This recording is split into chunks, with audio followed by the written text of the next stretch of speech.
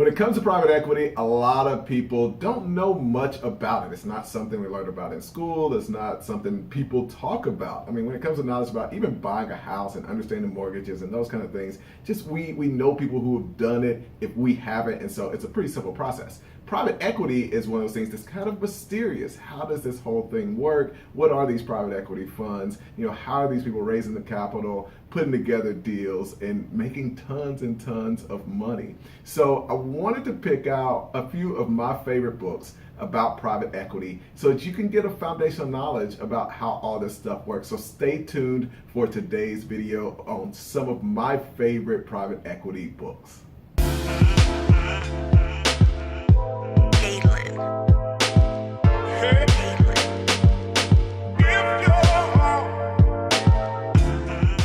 So this first book is one that a lot of people have never heard of. I had one of my mentors, a guy who flipped hospitals, who recommended the book. I had to go through some serious searching even to find a copy, but I did take a look, and there are some copies right now on Amazon. There aren't very many because it's just an old out-of-print book, so the only way it's available is resales that somebody has held on from like the 70s. And this is a book, it's about a guy, last name is Ling.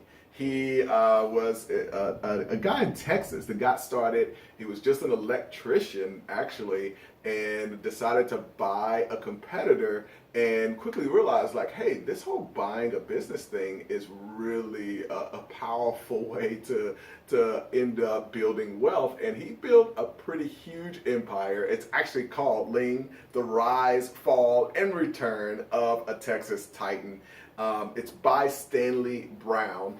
And this is a book that I think if you are interested in this stuff, you will love, because it's about somebody starting from dirt poor with absolutely nothing. One of the quick stories, just to give you insight into this, guys, he was trying to do an acquisition. He was trying to figure out how to raise money for it. He went to the flea market and got a stand and raised money from people at the flea market, telling them about what his plans to buy this business. So he was a pretty out-of-the-box creative thinker, and this is like back in the 60s and 70s. So definitely check out this book. The next one is the opposite end of the spectrum. It's called Barbarians at the Gate. And this book is one of my favorites. This was really one of my introductions to this whole world. It's about KKR and their involvement in the RJR Nabisco and the whole like acquisition and merger that went on there. And it's a lot of drama. The thing that I like about this is it's just one acquisition. So you're able to dive really, really deep. Whereas Ling and a couple other books I'm going to talk about, they really focus on kind of building an empire or creating a fund and doing a lot of different deals. What happens with the RJR Nabisco deal is when he was writing Barbarians at the Gate, he got a ton of research. He got the notes from the meetings. He got the actual conversations that people had. And a lot of it was public record because these were public companies. So you're able to dig down deep into the actual negotiation process, the offers that happened and all of that. And so it's a really neat book. Definitely recommend checking out that. And it goes back, this was an acquisition that happened back in 1988. It was the largest acquisition at that point. So it's a really neat read. Another one is King of Capital. This is for any of you guys who dream of starting a private equity fund at some point.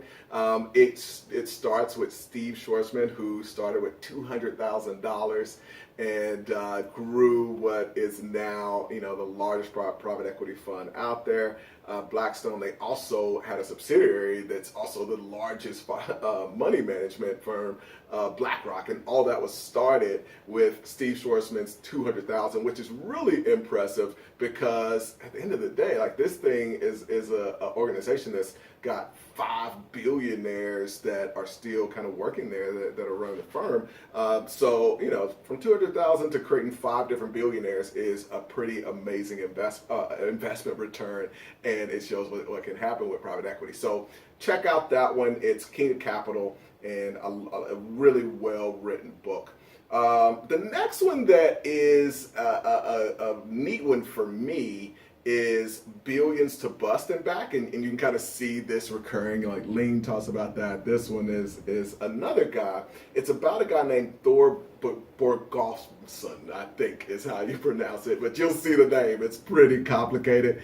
But this guy was doing deals in Germany and Iceland and, all over Europe, and just started the same way. Started with very little, had a little beer business that he bought, grew that, took over some other businesses, built a huge empire, was hit with the huge financial crisis that happened, and then was able to really come back even after that. Now, my favorite one is not the most exciting read, and I'll go ahead and prepare you, but it's the most educational, and it's actually Berkshire Hathaway's annual reports. One of the great things about some of the private equity firms being public companies is that you can get a good look behind the scenes into how they operate. Now, a lot of people think that Warren Buffett is a stock market investor, and the truth is he is actually a company buyer. So, he buys businesses. He likes to get control. There may be other shareholders, but his company, Berkshire Hathaway,